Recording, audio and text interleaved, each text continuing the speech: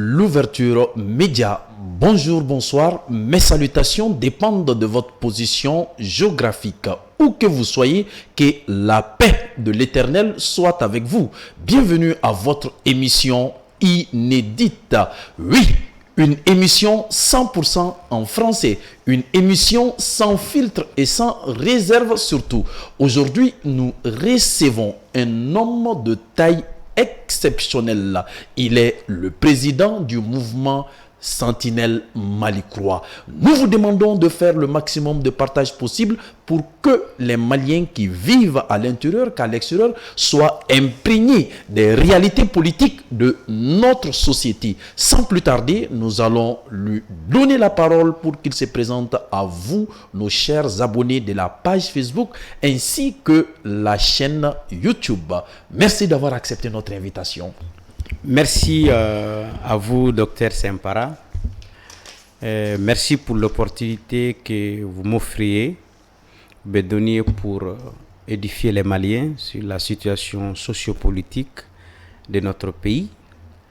Et je remercie aussi les hommes et les femmes qui nous regardent depuis l'intérieur du Mali comme l'extérieur du Mali. Un clin d'œil aux jeunes représentants Sentinelle Mali-Croix de Gourmara-Rousse, ainsi que toutes les autres régions, à tous les membres du mouvement Sentinelle Mali-Croix, à toute la jeunesse consciente, à tout le peuple malien, et surtout, bravo et félicitations à nos forces armées de sécurité, sans lesquelles il n'y aura pas de cohésion, il n'y aura pas de paix. Merci encore une fois de plus d'avoir accepté notre invitation. Et sans plus tarder, nous allons rentrer dans la quintessence de notre présence pour parler un peu des réalités politiques de notre société, précisément la situation sécuritaire au niveau de Kidal.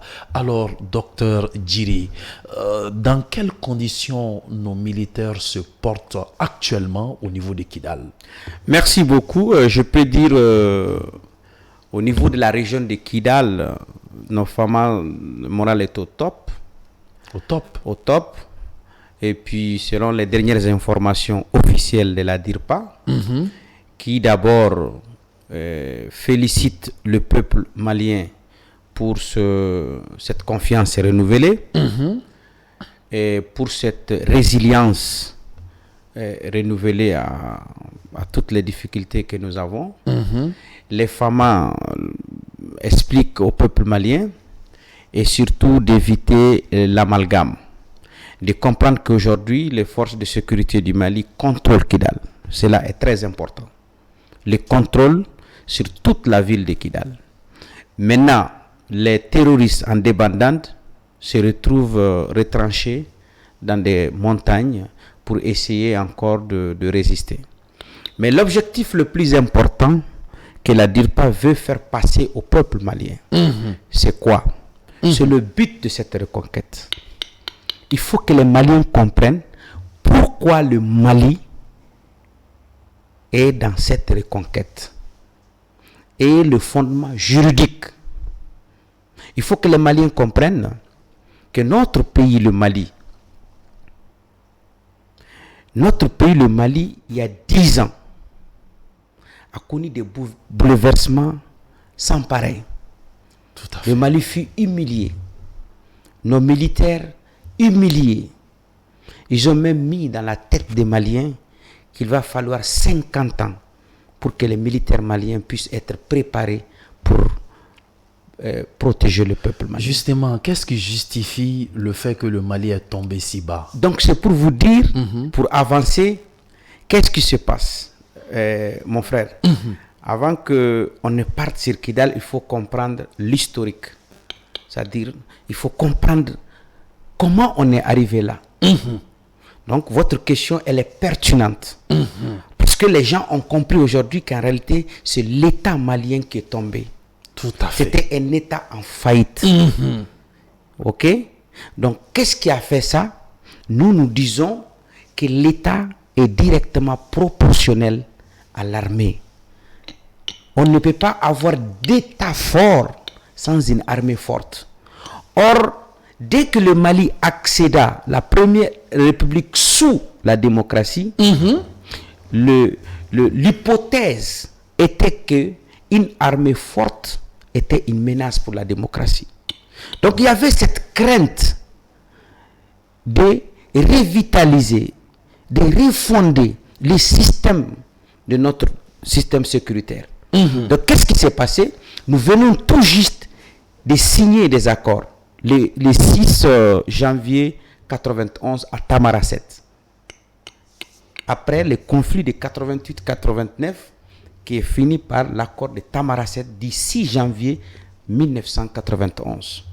Qu'est-ce que dit cet accord principalement? Cet accord parlait de la démilitarisation du Nord. Cela est très important que les Maliens comprennent ça. Tout est parti de là. Parce que le Mali avait son armée à Abeybara, à Tinesako, à Essouk, à Gelhok, à Tessalit, à Kidal. L'armée malienne était partout. Et les Maliens vivaient en symbiose. Tu verras un Tamashek marié à un Diara, tu verras un Arabe marié à un Soreil. On ne connaissait pas ça parce que nous sommes nés dans ça. Je suis du gourmand. Donc depuis que le concept de démilitarisation a commencé, réinsertion des rebelles avec des grades supérieurs, mais connaissant même le fonctionnement interne de l'armée, donc ça a créé des frustrations internes au niveau de l'armée.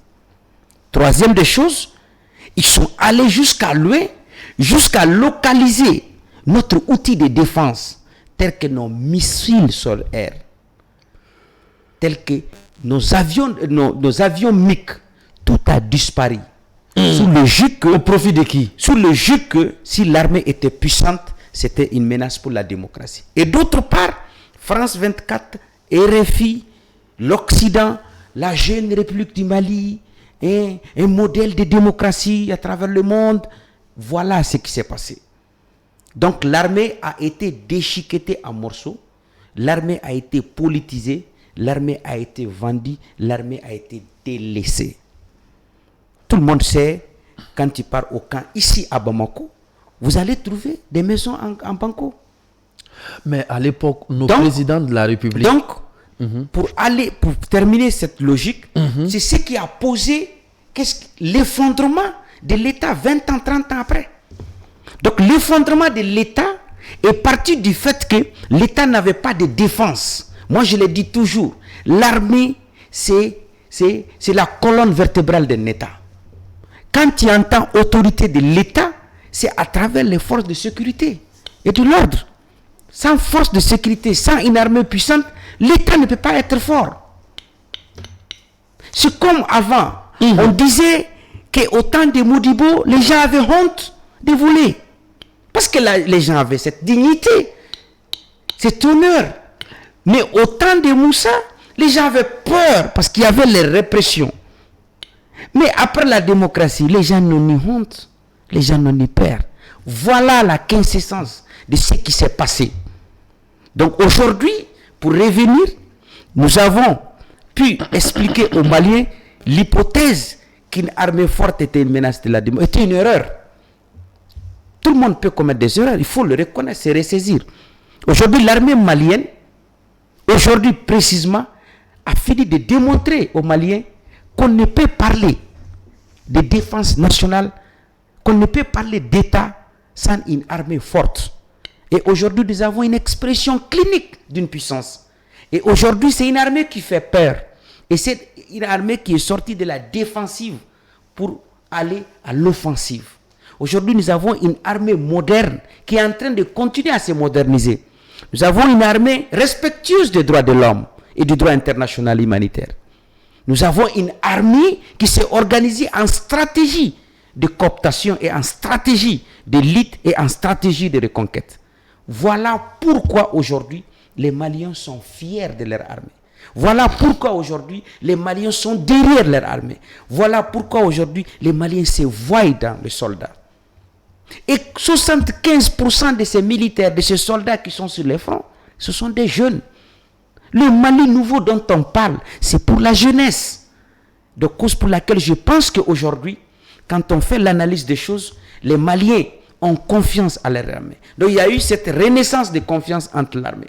Ils avaient préparé la population malienne à ne plus avoir confiance à l'armée. Comme tu me disais, qui est derrière? On le sait. C'était ceux qui ont inventé l'intervention Serval au Mali. Parce que faire venir des terroristes de la Libye, les faire venir jusqu'à Konna, et obliger l'autorité malienne à signer une lettre, et intervenir militairement. Mais au sol, l'armée allait jusqu'à Nefif. Vous bloquez cette armée. Vous humiliez cette armée. Et après, vous formez des terroristes. Et vous faites métastaser les terroristes. Sur toute l'étendue. Et la répartition du Mali était programmée. C'est pour cela, pour terminer, j'ai dit que la destruction de l'armée malienne était apoptique, quoi. Parce que l'apoptose, nous l'utilisons en médecine. L'apoptose, c'est la mort cellulaire programmée. C'est ce qui fait que tu ne vieillis pas. C'est-à-dire quand tes cellules vieillissent, elles meurent, elles régénèrent, elles avancent. Donc c'est une apoptose programmée de façon positive. Mais notre armée a été détruite d'une apoptose de forme négative. Pensant qu'une armée forte serait une menace pour la démocratie, à l'époque, nos autorités de l'époque, quelle lecture faisaient ces autorités par rapport aux liens qui existent entre Pentagone et la Maison Blanche? Voilà. Donc c'est là ce qu'on appelle la géopolitique et la culture politique. On ne peut pas mener la politique, ça n'est pas passer par là des écoles politiques. La vie, c'est la politique, mon frère.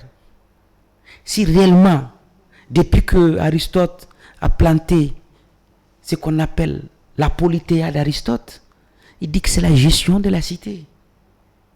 Toi qui es cultivateur, tu participes à la gestion de la cité. Toi qui es médecin, tu participes à la gestion de la cité. Donc tout le monde doit participer à la gestion de la cité. Mais si nous regardons la politique comme une manière de berner d'autres et arriver et s'approprier des choses, nous sommes dans ce qu'on appelle au lieu de faire la démocratie, nous sommes en train de faire l'oligarchie. Et comme l'a dit Aristote, il y a 3 modes de gouvernance. Soit la monarchie, soit l'oligarchie, soit la démocratie.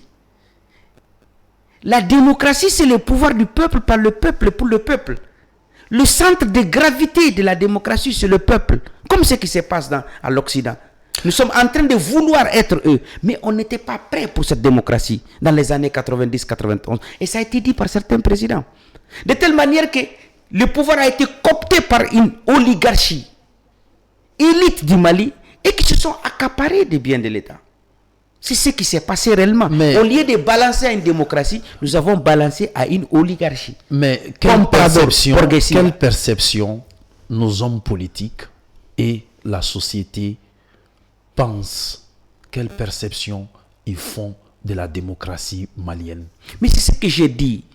Moi, quand tu analyses la démocratie, la démocratie a des hauts, a des bas. Mais le mot démocratie a des hauts et des bas. Selon vous, la partie... J'arrive.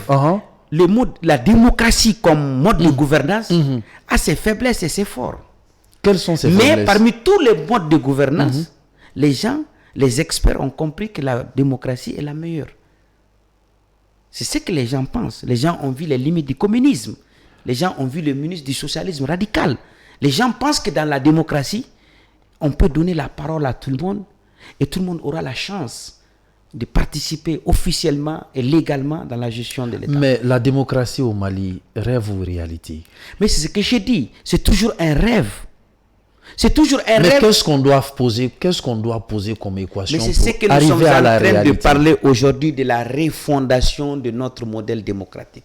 Cette refondation dont tu parles là, cette refondation qui est en bout. Mais est-ce que la refondation se limite uniquement à la récupération de Kidal? Non, je répète. Je suis en train de parler, vous dites, comment régler cette démocratie? J'ai dit, les experts ont posé déjà les essais cliniques. Je te renvoie dans le livre de Ali Cissé 2006, paraphrasé par Ousmane Sy. Il cite le Mali, une démocratie à refonder. Ali Cissé, c'est un administrateur civil qui a fait 25 ans aux États-Unis, qui a fait une brochure de 200 pages et qui a donné les 4 principes de la refondation. Premier principe de la refondation, c'est ouvrir son esprit. Il faut ouvrir son esprit au monde. Il faut aller en France, tu prends le bien. Tu vas aux États-Unis, tu viens. Mais tu l'accommodes à quoi? À tes réalités. Mais il faut avoir l'esprit ouvert. Mais deuxième principe, c'est cette fertilité qui n'est pas possible. Voilà. Deuxième principe, c'est quoi? C'est sortir des lois, des standards. Non, ça c'est un standard. Aux États-Unis, c'est comme ça. Je te donne l'exemple. Il a donné dans son livre un exemple. Un Chinois et un Américain par terre au cimetière pour saluer leurs morts. Le Chinois est parti avec son bidon avec la vapeur du thé et l'Américain est parti avec des fleurs. L'Américain déposa la fleur au tombeau de ses parents et le Chinois aussi le thé. Mais comme l'Américain pense qu'il dirige le monde, il est dans sa loi standard américain, il n'a pas fini par poser la question aux Chinois. Il dit, mais donc toi tu penses que tes morts là vont se lever pour prendre le thé? Donc le Chinois rit et lui dit, lorsque tes morts se lèvent pour prendre la fleur, mes morts aussi vont prendre leur thé. Donc tu comprends l'exemple. Donc il faut sortir des standards. Il faut innover. Il faut se poser des questions dans l'histoire. Il faut puiser de notre histoire. Nous sommes un pays ancestral, millénaire.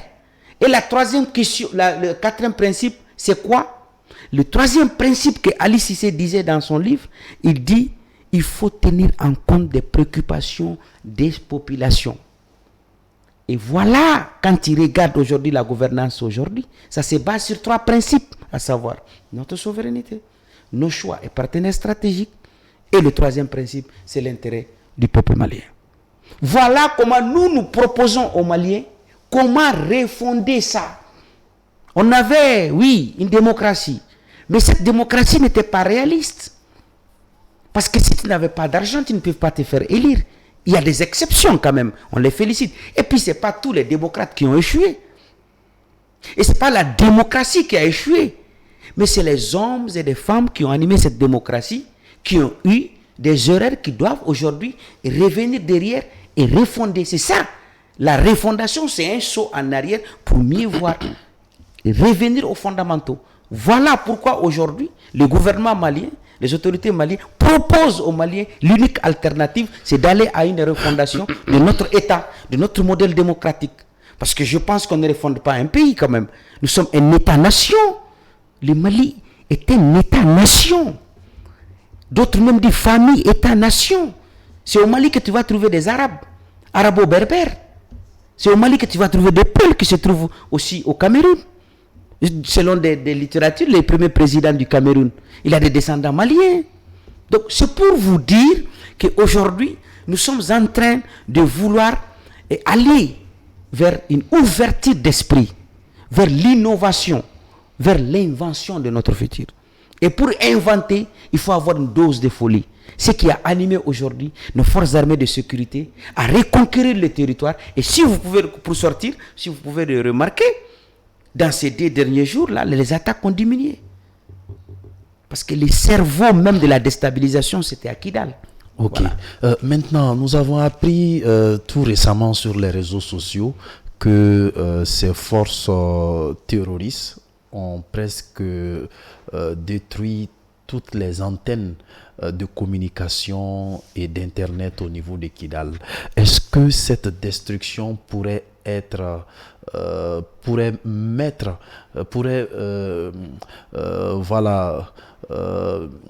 prolonger le plan d'exécution de la reconquête de nos forces de défense à Kidal? D'abord, il faut déplorer cela. Parce que lorsque tu t'élèves comme un mouvement qui prétend défendre des populations, voyant ta victoire venir, comme on dit, le chant du cygne est un signe, et que tu détruis même les antennes qui sont là pour informer tes populations, à travers lesquelles ils ont à nourrir, à travers lesquelles ils reçoivent leurs transferts. Toi-même, tu détruis ça, ça veut dire... Et si ce n'est pas une manière pour se protéger aussi? Mais je suis en train de te dire, mais quelle que soit la politique, tu ne te protèges pas au dos de tes populations. Mais ce n'est pas seulement ça. Nous, on a vu des hôpitaux détruits. En 2012, l'hôpital de Gao peut le témoigner. Des barrages, le grand barrage de Tossé a été saboté. L'autre jour, à Gourmararouche, ils ont saboté la ligne. Donc, ce n'est pas des bons exemples. Mais cela ne freinera en rien, comme le dit le communiqué, la reconquête sous la résolution 2690, qui consiste à aller protéger ces populations à Kidal. Aujourd'hui, les dernières informations que j'ai, c'est qu'à Kidal, tout le monde a fui. La ville est vide. Ça me rappelle quand je suis parti à Kidal en 2014. Tu sortais dans la rue, tu ne voyais pas 15 personnes. À Gao, la population ou les terroristes? La population de Kidal sort pour aller en Algérie ou bien... Parce que, qu'est-ce qui s'est chargé? Les terroristes se sont chargés de leur dire que l'armée malienne viendra à Kidal pour les exterminer.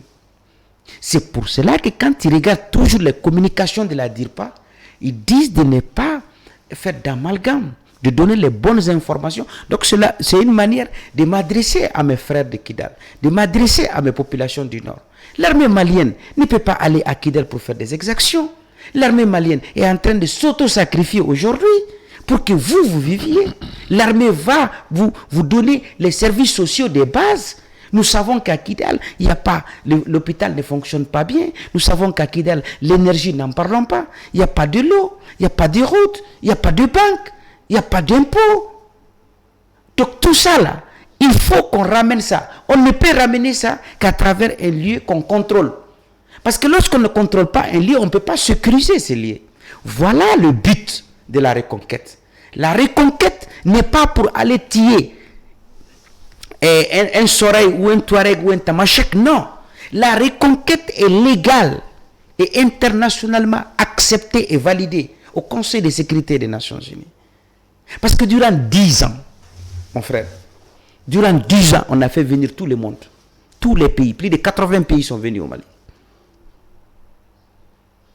Avec 3 objectifs seulement: détruire le terrorisme, aider le Mali à recouvrir l'autorité de l'État et de mettre en œuvre les résolutions des Nations Unies. Voilà les objectifs. Mais qu'est-ce qui s'est passé? Au lieu de détruire le terrorisme, eux-mêmes ils ont participé à gangréner le terrorisme, à disséminer le terrorisme avec des bases, avec des preuves à l'appui. Ces preuves, on nous empêche de les exposer. Nous avons des preuves, des renseignements qui fournissent d'armes aux terroristes, qui nourrit les terroristes, qui assiste les terroristes. Et nous l'avons alerté. Faites attention, parce que celui qui soutient un terroriste est un terroriste. Donc aujourd'hui, moi je pense que Dieu, Allah subhanahu wa ta'ala, est avec le Mali. Allah subhanahu wa ta'ala voit les conditions dans lesquelles vivent les populations de Kidal. Il faut être là-bas pour comprendre. Mais on a appris tout récemment que le frère de Yag Agali a été neutralisé. Est-ce que voilà, bon, en tout cas, ça ne sort pas dans le est-ce que sa disparition est-elle fondée? Ce n'est pas dans le communiqué officiel de la DIRPA. Donc chacun donne ses informations. Ok? Voilà. Si cela s'avère la vérité, voilà, nous en tant que musulmans, on peut que le souhaiter le paradis, le repos éternel. Mais à quel objectif les gens de SEMA peuvent adresser une lettre à Orange et à Malitel pour présenter les excuses par rapport à la destruction des antennes? À quelle fin? Bon, moi je ne sais pas, je ne savais même pas de cela, parce que c'est pas la première. Je t'ai dit, mon village natal à Gourma-Radou, chaque fois qu'ils veulent, ils vont, ils détruisent, ils sabotent les choses. À Niafenke, la semaine passée, c'était à Niafenke. Ce n'est pas une première.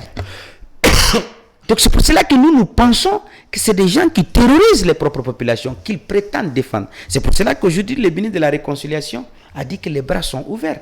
Et puis, un autre chapitre. Les gens parlent de on ne veut pas faire l'accord, on ne veut pas dialoguer. Les Maliens, dans des assises nationales de la refondation, ont demandé de procéder à une relecture intelligente de l'accord, à enlever tout ce qui ne va pas bien dans l'accord. L'accord même dit dans ce chapitre qu'elle peut se relire. Mais il y a des hommes qui sont néfastes à ça. Le Mali a amadoué. Le Mali a tout fait. Ils ont demandé des postes ministériels. Le Mali a accordé. D'abord, pour prendre le président de la transition, ils ont été consultés. Pour former les CNT, ils ont été consultés. Pour former le gouvernement, ils ont été consultés. Pour prendre des ambassadeurs, ils ont des ambassadeurs. Ok. Donc le Mali a tout consenti pour la paix, le vivre ensemble, et la cohésion sociale. Et aujourd'hui, là où je te parle, le ministre de la Réconciliation a renouvelé ça à toutes ces populations et ces chefs traditionnels qui étaient là, et à sa tête Bajan, en nous disant que le Mali ne peut pas abandonner ses enfants. Le Mali ne peut pas être en guerre contre ses enfants. Le Mali est en train de vouloir mettre la justice entre ses enfants. D'autres enfants ne peuvent pas être priorisés par rapport aux autres. Il faut que les Maliens s'approprient de ces messages-là. Aujourd'hui, on n'a pas besoin de messages de haine. On a besoin de messages de vérité. On a besoin de messages de paix et de cohésion sociale. Il peut avoir paix sans justice. D'accord. Et pour avoir la justice, il faut que l'État soit redéployé sur toute l'étendue du territoire. Pour que l'État ramène les services sociaux de base. Pour qu'à travers les services sociaux de base, les Maliens puissent se voir dans leur État. Pour que la justice puisse travailler. C'est ça le message le plus important à transmettre au peuple malien. Maintenant, la question la plus pertinente, je dirais, c'est cette question que je m'en vais vous poser. Après la reconquête de Kidal, quelle place pour l'émergence de la jeunesse malienne? Très bien. Et d'abord, c'est une bonne question quand vous me demandez après la reconquête de Kidal. C'est pas seulement Kidal, hein, après la reconquête du territoire. Parce que les emprises de Kidal, tout ça. Mais comme Kidal a été vraiment la bête noire dans tout ça, tout a commencé à Kidal. Tout se planifie à Kidal. Tout s'organise à Kidal. Et tout s'exécute hors de Kidal. Kidal, c'est la seule ville qui n'a jamais été attaquée depuis la signature de l'accord. Donc ça doit nous tirer l'attention. Aujourd'hui, le gouvernement malien est en train de travailler à renforcer le contrôle aérien, terrestre, fluvial au niveau de Kidal. Aujourd'hui, ce que moi je pourrais proposer, c'est de considérer Kidal comme une ville purement stratégique et une ville garnison, comme Kati. Pour que les jeunes aujourd'hui qui sont là pour aller à l'armée puissent s'entraîner dans le désert, pour qu'ils comprennent ce qu'on appelle une armée sahélienne. Parce que rappelez-vous que je vous dis, hein, dans peut-être 5-6 ans, les gens viendront au Mali pour apprendre l'expérience du Mali. Parce que le Mali, pour une deuxième fois, a réussi là où les Nations Unies ont échoué. Tu es d'accord avec moi? La première fois, c'était la guerre entre l'Algérie et le Maroc. Tout le monde, les Nations Unies, niet. Mais c'est Modibo Keïta, ici, à Koulouba, qui a appelé Haïlé Sélassié comme témoin. Et Ben Bella et Hassandé, ici à Koulouba, ont fait la paix. Et le Mali a montré que c'est un pays de dialogue. Donc, cette fois-ci aussi, après 10 ans, les Nations Unies, la France, Barkhane, Takuba, l'Union africaine, tout le monde a échoué dans la lutte du terrorisme. Aujourd'hui, non seulement le Mali est en train de donner un exemple de mécanisme antiterroriste, le Mali est en train de séduire la sous-région. Aujourd'hui, nous avons créé l'AES, les États du Sahel. Aujourd'hui, le Burkina, le Mali et le Niger collaborent dans la lutte contre le terrorisme. Ça, c'est important. Ça, c'est à féliciter. Et ça, c'est à pérenniser. Parce que si aujourd'hui, ça ne va pas au Mali, mais demain, ça peut être le Niger. Avant, les terroristes, les rebelles, c'est caché où? C'était chez Blaise. Dieu faisant, aujourd'hui, nous parlons le même langage entre nos présidents. Donc aujourd'hui, le peuple du Burkina, du Mali, du Sénégal et d'autres pays de l'Afrique doivent se donner les mains, que personne ne viendra dans nos pays pour combattre le terrorisme. Le terrorisme est un mode opératoire des Occidentaux, comme la démocratie, comme la civilisation, comme la dictature. C'est des modes opératoires pour nous, dans notre esprit, nous dominer, pour qu'on s'assassine entre nous. Il faut mettre fin à la guerre. Il faut déposer les armes. Il faut dire adieu aux armes. Il faut se consacrer au développement du pays. Pour l'emploi des jeunes, le seul emploi des jeunes, c'est le développement. Il faut déjà commencer à reconstruire les routes qui rallient le nord au sud. Ça crée de l'emploi. Il faut penser à créer des entreprises à Kidal. Il faut penser à donner des grandes écoles à Kidal, à Gao, à Tombouctou, partout au Mali. Ça crée de l'emploi. La jeunesse doit s'approprier de ce combat. Ça crée de l'emploi. Mais il ne peut pas avoir emploi et développement sans une paix pérenne. Bien vrai que la sécurité 100% est difficile, même aux États-Unis, la première puissance. Non, même en Russie, là où tu pars dans le monde, il y a l'insécurité. Mais on peut minimiser ça. Et ça, c'est le rôle de nos dirigeants. Et ça, c'est le rôle de tout citoyen malien d'accompagner ces dirigeants dans ça. Merci. Merci pour cet éclaircissement. Et du point de vue politique, du point de vue diplomatique, la fin de cette guerre, quelles seront les retombées positives pour la politique malienne, la diplomatie malienne, et puis voilà, tant d'autres. Bon, le monde est en guerre contre le terrorisme, on est d'accord sur ça. Mais le Mali n'est pas en guerre contre ses enfants. Le Mali est en reconquête. Cela est très important. Parce que quand on déclare la guerre est déclarée et proposée au niveau de l'Assemblée, et votée, et le président passe à une note officielle pour déclarer. Mais je comprends, nous sommes en guerre contre le terrorisme. Oui. Moi, je pense que la fin de cela va nous permettre d'abord de comprendre ce que nous avons vécu, de comprendre les manques à gagner, de comprendre que ce tir entre nous ne va rien résoudre. Regarde la situation de notre pays aujourd'hui. Nous, presque plus de la moitié de notre budget, nous l'avons déployé à quoi? À notre sécurité. C'est rare dans un pays. Plus de la moitié de notre budget. Ce qui fait aujourd'hui que même le gouvernement ne travaille qu'avec 15% pour survivre. Mais les Maliens ont accepté ça, ce qu'on appelle la résilience du peuple malien. Mais ça là, ça a des coûts. Parce que le droit le plus absolu de l'homme, c'est le droit à la vie, donc sa sécurité. Donc les retombées, c'est quoi? C'est que nous pensons avoir un pays en paix. Et ça là, c'est pas seulement militaire. La société civile, les populations doivent jouer un rôle. Si nous arrivons à stabiliser notre pays, première des choses, le tourisme. Moi je l'ai toujours dit, le Mali peut très bien vivre du tourisme. Les jeunes Maliens pourront bien ouvrir. Moi je connais des pays, va en Costa Rica en Amérique, la Suisse de l'Amérique, mais la majorité c'est le tourisme. Le Cuba vivait du tourisme. Beaucoup de pays dans le monde, en France.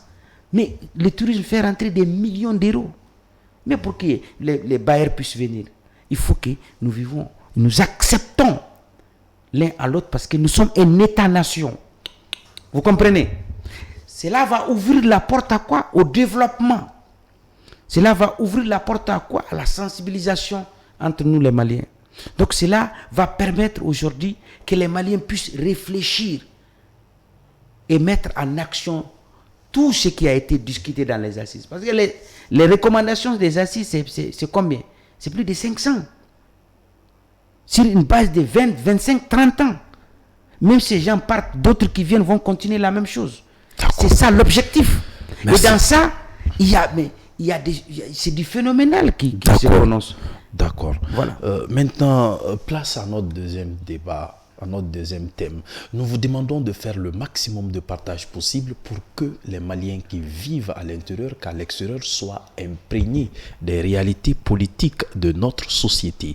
Nous vous rappelons que cette émission dénommée Affaires politiques se passe tous les vendredis et les dimanches à partir de 21h. Donc, soyez au rendez-vous les lundis, les vendredis et les dimanches à partir de 21h. Mention spéciale à notre technicien de marque supérieure, Prince Tony.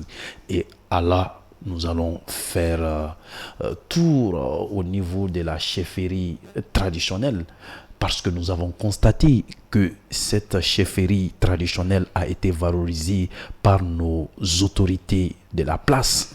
Et quel dividende nos autorités de la transition vont tirer de cette révalorisation de nos chefs coutumiers? Bon, ça c'est d'abord à saluer parce qu'il y a la journée des chefferies traditionnelles que nous sommes en train de célébrer. Et je pense que tout ça, c'est pour la recherche de la paix. Parce qu'il faut rendre justice. Parce qu'en réalité, les seules personnes les plus légitimes au Mali, ce sont ces chefs de village-là. En dehors d'élections, quand ils partent, ça ne se discute pas. Nous avons notre façon de gouverner. Les chefferies traditionnelles ne datent pas d'aujourd'hui. Nous fûmes avant d'autres. La première charte du Mandé, 1235, c'était avant tout cela, de démocratie. Mais ça a été signé où? Ça a été signé entre les Blancs, entre les chefferies traditionnelles. Là où tu pars au Mali, il y a les chefs traditionnels qui écoutaient. Mais si on leur redonne la force, on leur donne sa valeur, ça ne peut être qu'un plus pour la République. Mais maintenant, c'est aux chefs traditionnels de jouer leur rôle, comme l'a demandé le ministre de la Réconciliation. Comment? De jouer pleinement leur rôle. En faisant quoi? En faisant quoi? De participer activement dans la prévention des conflits, dans la gestion du conflit et dans la gestion post du conflit. Voilà l'importance. C'est de ramener nos problèmes d'abord dans le bon. Aujourd'hui, quand il y a un problème... Mais est-ce que cela ne sera pas une source de donner plus de goût à ces responsables d'aimer le terrain politique? C'est pas le goût, contrairement, et ils n'ont jamais... J'ai pas vu un chef traditionnel qui soit lié à la politique ou... Non, contrairement... Mais il y a de cela 15 ans, 20 ans, on n'avait jamais imaginé que les religieux allaient être fréquemment sur les scènes politiques comme aujourd'hui. Je viens. Vrai ou faux? Maintenant, tu sais, aux questions religieuses, aux questions traditionnelles, il ne faut pas le confondre. Ça, c'est très important. Nous, dans notre coutume même, dans notre tradition, avant que les colonisateurs ne viennent à nous civiliser, parce que le premier prétexte, le premier mode opératoire que des voyageurs, que des gens qui cherchaient à couvrir derrière l'océan Atlantique sont venus chez nous, ils ont trouvé comment nous on était organisés. Et ils ont décidé de nous civiliser. Donc c'est ça, tout est parti de là. Couper le cordon, c'est-à-dire notre culture là, c'est de couper là, pour qu'on ne parle plus nos langues, pour qu'ils ne sommes pas nous. Donc du coup, on a abandonné notre culture et on a embrassé une autre culture. On n'est pas arrivé là-bas, on a oublié cela. C'est pour cela que nous pensons qu'il faut revenir derrière, refonder tout ça et aller en avant. Maintenant, tout ça, ça doit être recadré ici dans la nouvelle constitution. La nouvelle constitution institutionnalise les chefferies traditionnelles.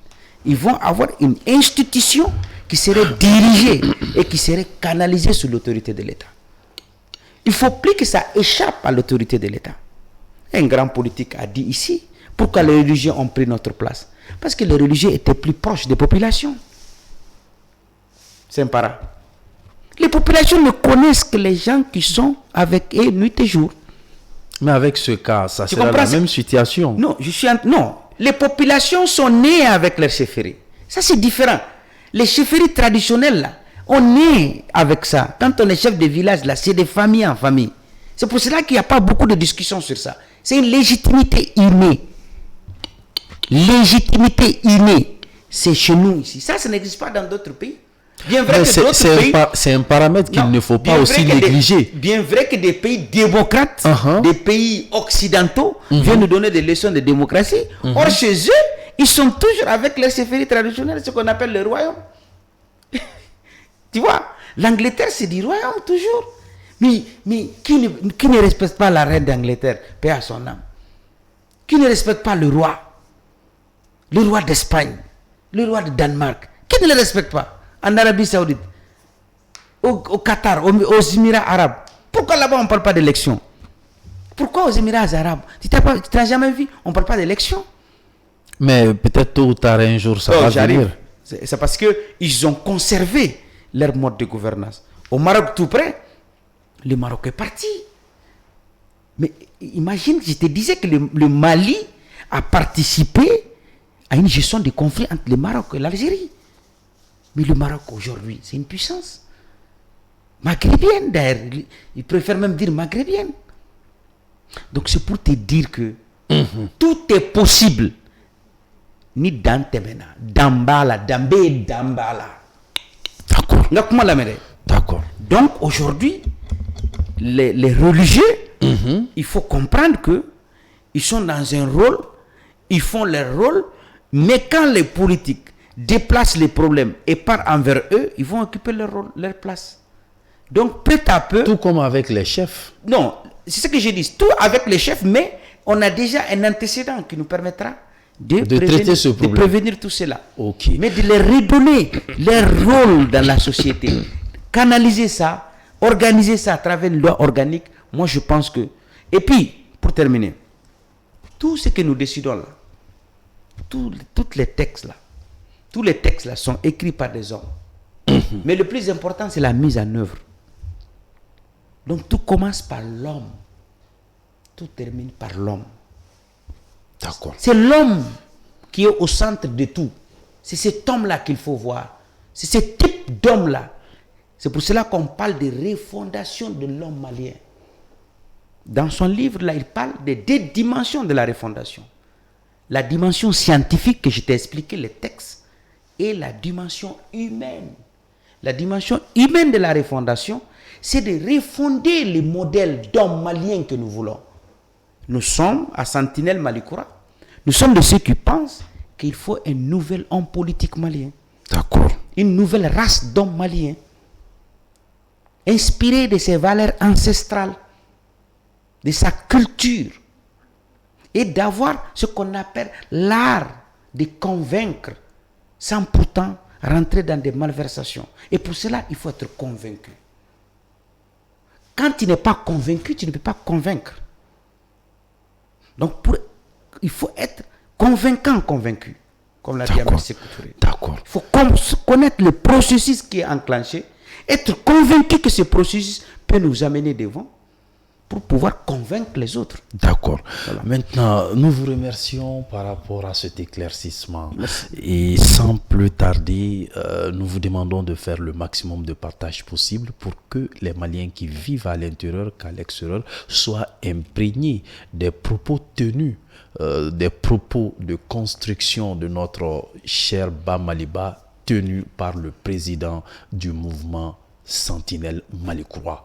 Alors, puisque nous nous acheminons vers la fin de cette émission, quels sont vos mots à l'endroit de nos chers abonnés sur la page Facebook ainsi que la chaîne YouTube? Merci beaucoup. Et puis, ce que je peux dire à nos téléspectateurs qui nous suivent depuis le Mali et hors du Mali, c'est que dans la vie d'un homme, il faut croire en soi, comme le dit notre hymne. Voilà. Comme le dit notre devise, un peuple, un but, une foi. Il faut avoir foi en ce que nous faisons. Voilà. Aujourd'hui, le Mali a passé par des moments difficiles de notre histoire. Voilà. Et aujourd'hui, nous sommes en train de vaincre peu à peu le terrorisme. Ça serait difficile. C'est maintenant d'ailleurs que ça commence. C'est maintenant qu'on doit attacher les ceintures. Parce que lorsqu'on contrôle quelque chose, c'est en ce temps qu'on peut prétendre la sécuriser. Mais pour la sécuriser, il faut la sécuriser comme le lait sur le feu. Donc le peuple malien doit être encore aguerri, et résilient et rester derrière vos autorités, et rester derrière l'armée. Parce que ce que vous devrez comprendre, l'armée est la colonne vertébrale d'un État. On ne peut pas parler d'un État fort sans une armée forte. Et cela a été démontré aujourd'hui. Que l'unique outil de stabilité pour un pays, c'est de refonder d'abord ton armée, et réorganiser ton armée, équiper ton armée, donner les moyens à ton armée. Parce que le premier instinct de l'homme, c'est de se défendre. Donc les Maliens, ayons foi, félicitons notre armée, restons derrière notre armée, que je suis sûr que unis, nous vaincrons. Merci encore une fois de plus d'avoir accepté notre invitation pour donner plus de luminosité voilà, aux différentes visions de nos chers abonnés par rapport à la situation actuelle de notre Bamaliba à Kidal. Sans plus tarder, nous vous donnons rendez-vous à un prochain numéro. Maximum de partage possible, de commentaires et rendez-vous le vendredi prochain à partir de 21h. Portez-vous bien.